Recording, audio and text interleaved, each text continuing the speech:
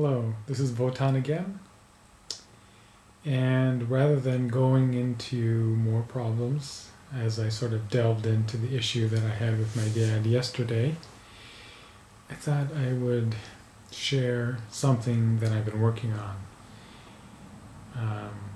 I've been doing a lot of right brain training to try to not just get those abilities into my conscious awareness and to the level where I can start using the tremendous capacity of my right brain, but also to try to get more in touch with my intuition and sort of my higher self, or Christ consciousness, or the super consciousness, however you want to describe it. And so the main tool that I've been trying to do that is this technique called image streaming. And at first I just went to a website to find it, but now that I actually have the book that describes it, I've been practicing it from the book itself. And the book is called The Einstein Factor, and it's by Wenger and Richard Poe. And this book came out in the mid-90s or so. It's pretty amazing what this man, Wenger, discovered about 20 years before writing the book.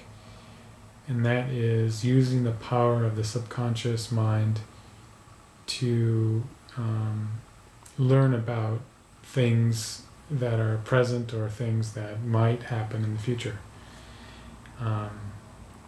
And that is letting the right brain loose and letting it just pretty much have free reign over your consciousness, and just observing it, stepping back and just letting the images play out.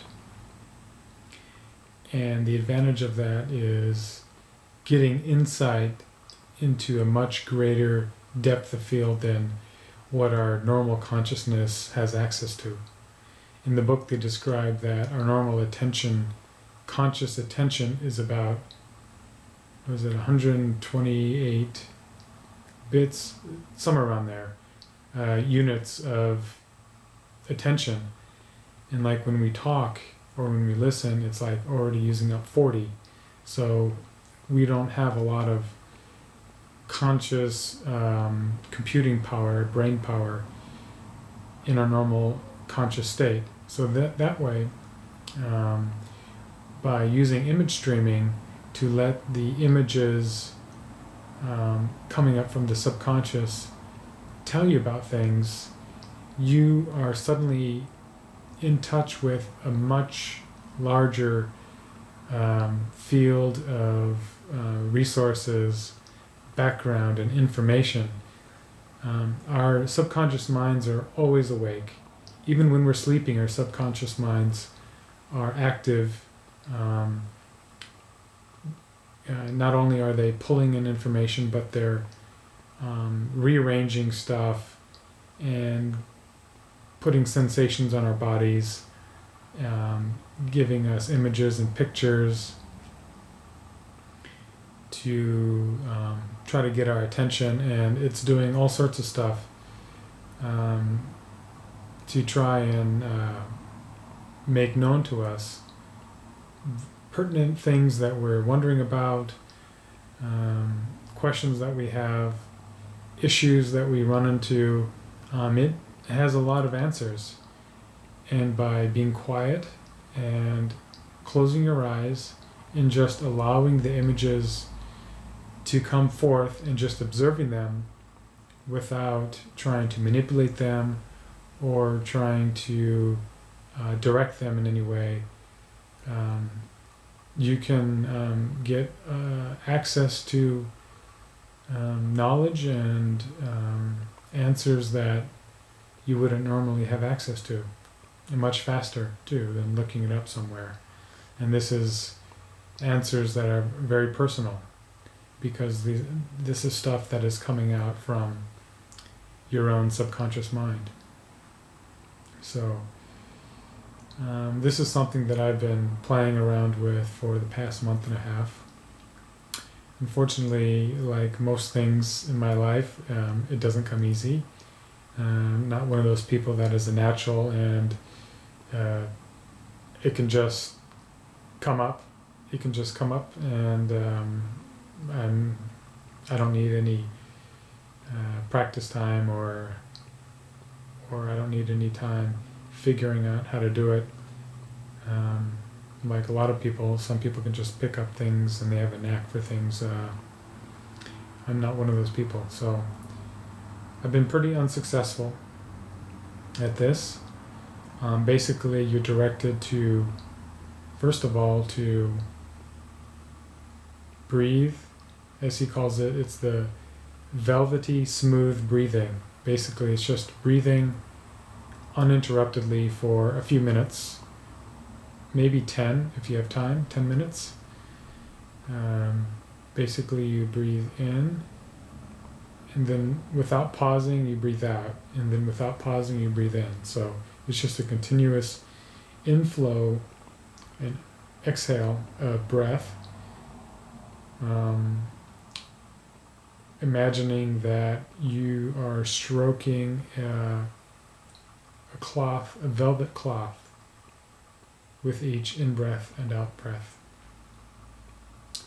and feeling that it's a pleasurable in-breath, and that calms you down. One of the things that he doesn't really make clear is that in order to do this successfully, you really have to drop your brain waves down into the alpha range, at least, because it's really, your mind is too agitated in the beta range when we're out walking around and we're active and we can't go to sleep or whatever. Then we're in the beta range. By calming yourself down, you could lower your brain waves to alpha, and your right brain is then much more easily accessible. So I believe that's what the purpose of that is, the breathing. Okay, so the preliminary step is out of the way. You close your eyes, and then you just observe images that start to come up. For a lot of people, as soon as they close their eyes, they can start seeing images of various things, various types of images. Maybe movies start playing. For other people like me, I close my eyes and I see the back of my eyelids. It's dark if it's nighttime, or if it's light out, I see maybe kind of like maybe a pinkish hue, or maybe black with a filtering of some sort of like a static of where my floaters or other types of eye inconsistencies are. So getting images for me hasn't really been possible. Once in a while I'll see a flash of like maybe a slight color somewhere, or I'll see maybe a small tiny arc, like maybe a small faint shape, like a blotch, like a Rorschach blob. Or I'll see just multicolored black little spirals, but it's all very faint and blends in with the dark black drop. So that's sort of what I see, but that would be the step that you would have to do, but it's not enough just to observe. The thing that he really stresses is that you have to verbalize exactly what you see in a continuous stream, without pause, without break, non-stop, as long as you're seeing things. Even if you don't see something, you still describe what you just saw. But the other thing is you want to use present tense. So in the present tense, you're constantly describing something that you see. And you don't want to merely stay with visual artifacts. You don't want to just stay with describing visual artifacts, but rather you want to include all of the senses. That means you want to describe any sounds that you hear, or any smells, tastes, sensations, maybe even feelings or impressions. And it's actually favorable if you describe all of the different artifacts you encounter, no matter what sense it is, because the more sensory rich your description is, the more real the image streaming will become. And that is the goal, to make it more real, more apparent, and it will become supposedly more accurate in its streaming to you, and more apparent in how you can be able to use it. Of course, it may come in symbolic form and not necessarily be literal, but being able to see these things clearly and have them go on for a length of time will go definitely much, will be much better to figure out how to interpret what is being shown to you. So you're describing all of this rapid fire, and you're describing it not to yourself, but to a feedback source, either a partner, preferably someone else, who can just be there listening. You can call up somebody over the phone, or somebody could be there present, patiently waiting while you do it, and then perhaps you can reciprocate afterwards if they're into image streaming as well. Or what I've been using, because I don't really have anyone to do this with, is a tape recorder, as they say. But I'm just using my cell phone and using the dictation function on it. And that seems to work well. So those are the main ingredients of image streaming. Now, he has a whole bunch of different techniques to use in the case of someone like me who doesn't have images. And some of them include imagining a scene, like a very beautiful scene, something that really excites the senses. And when you describe it using all of the senses. And so you have a more of a grounding.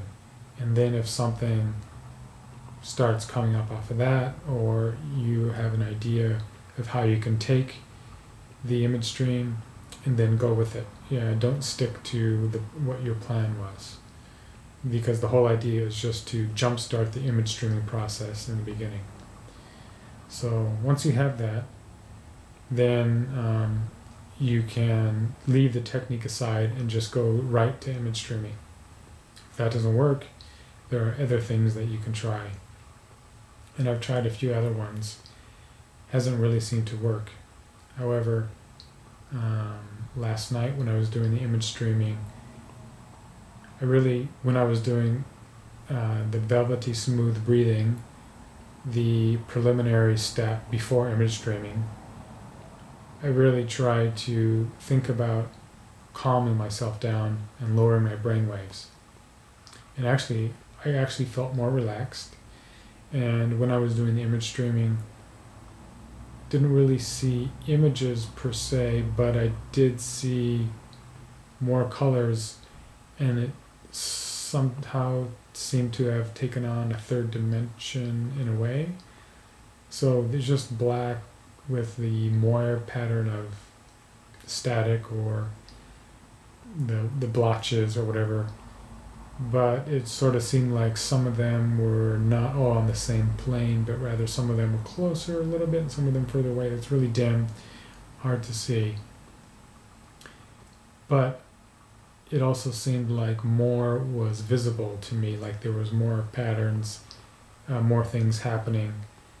And I'm pretty sure that that was because of the velvety breathing, that I made extra sure that I was doing it properly this time.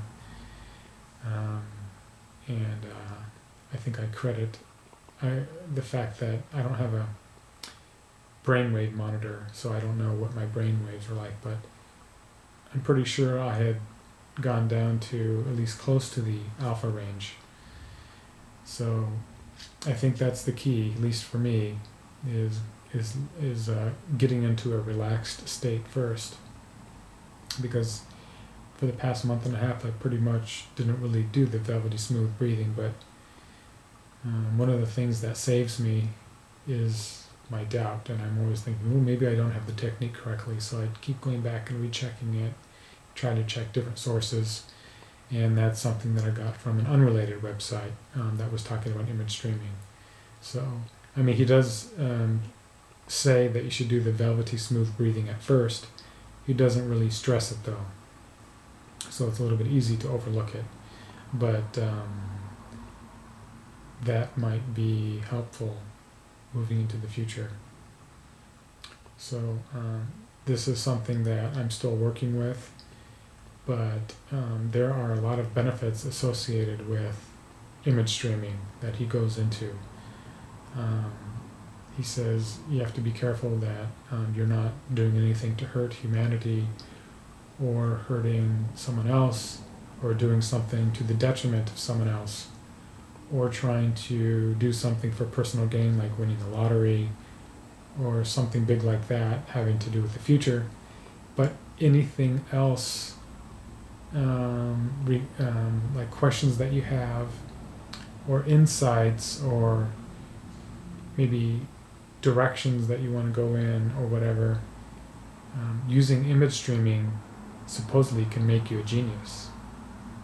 I mean, that's the name of the book, the Einstein Factor. And some of the examples that he uses are when Albert Einstein developed his theory of relativity. He was like 26 and uneducated, and he published his first paper just pretty much out of the blue. But he recounted how he did it, and it was letting his imagination run free with small direction from him. So when he was 16, he had a question that was like, what would it be like to travel at the speed of light? And so he imagined himself traveling at the speed of light. And he had other questions as well, like could he see his face in the mirror if he was traveling at the speed of light? Supposedly most people of his day would say, no, of course not. If you're traveling at the speed of light, to see his face in the mirror, that light would have to have been traveling faster than he was, and he was already traveling at the speed of light, so of course he would not see his face. However, that didn't satisfy him, and so that caused him to, poke further into his imagination, his image streaming. So he used image streaming pretty much from when he was 16 to 26, and that's how he developed his theory of relativity. I think that's pretty fascinating. He often said that his imagination was the key to his genius, and in so many words, and that letting imagination run free is a huge part of the thinking process. And as the author says, we are often taught to squelch our daydreams, especially when we're children, and focus. But like you said, focusing is a very narrow bandwidth of what you can take in.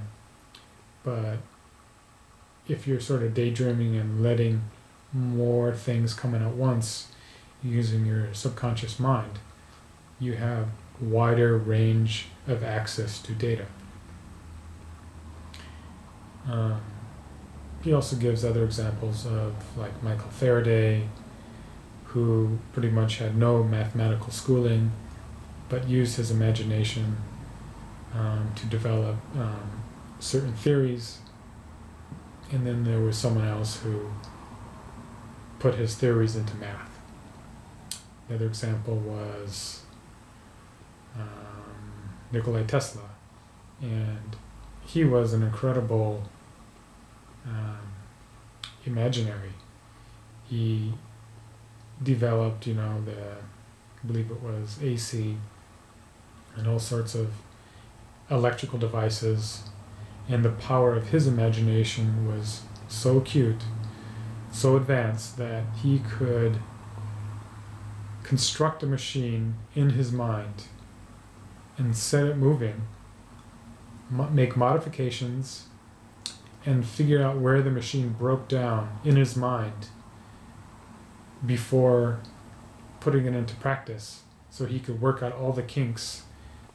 It was so real that he could see where the problems would be beforehand and work them out. I think that's pretty amazing. So, not that I'm going to become like that. I think you really have to develop that kind of skill from early on, from when you're a child. But I think a fraction of that would be much more than what I have now. And if you're looking into learning this technique of image streaming, you can go to the Project Renaissance website, and there's a pretty nice description of image streaming and the backup techniques in case you're not getting any images. So I'll put the link in the description so you can take a look at that. And actually I haven't done my image streaming for today, so as soon as I finish this, that's what I think I'll have a go at. Alright. Thanks for listening, thanks for watching, and we'll talk to you later.